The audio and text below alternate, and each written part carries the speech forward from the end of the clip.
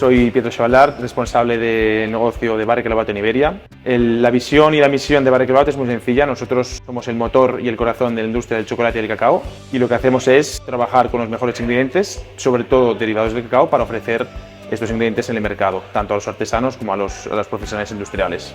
Ahora mismo estamos en la Chocolate Academy, que es el lugar donde habitan los chefs y por lo tanto es el lugar perfecto donde poder crear, donde poder innovar y donde crear las experiencias del futuro y del mañana. Para nosotros la innovación significa responder al consumidor, responder a las necesidades de hoy y sobre todo a las necesidades del mañana.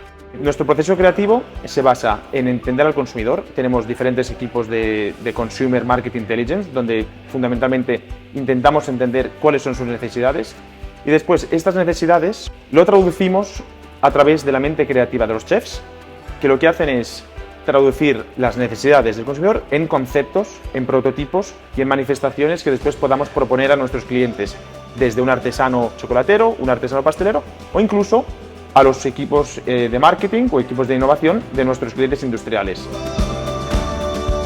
¿Qué es Evocao? Evocao consiste en coger la fruta del cacao, esta maza que vemos aquí, y convertirla en chocolate. Pero lo que hemos hecho en este caso ha sido coger las fibras naturales de la fruta, que son dulces por naturaleza, convertirlo en un azúcar y crear un chocolate que viene 100% de la mazorca de cacao. Con esto respondemos a diferentes necesidades del consumidor final. Por un lado, sostenibilidad, ya que hasta ahora la mayor parte del fruto del cacao se desechaba porque no era utilizable, ahora lo estamos utilizando en la creación de este chocolate. Este producto, Next, responde también a otra necesidad muy importante de hoy, que es toda la dieta plant-based. La chufa tiene unas características organolépticas muy similares a la leche en polvo y por lo tanto se puede sustituir el 100% de la leche por 100% chufa en polvo y conseguir un chocolate muy cremoso que se asemeja mucho al toque lácteo y por lo tanto todos aquellos amantes del chocolate con leche que estén interesados en una dieta vegetariana, vegana o incluso flexitariana, pues pueden encontrar sus mejores productos de pastelería también 100% veganos.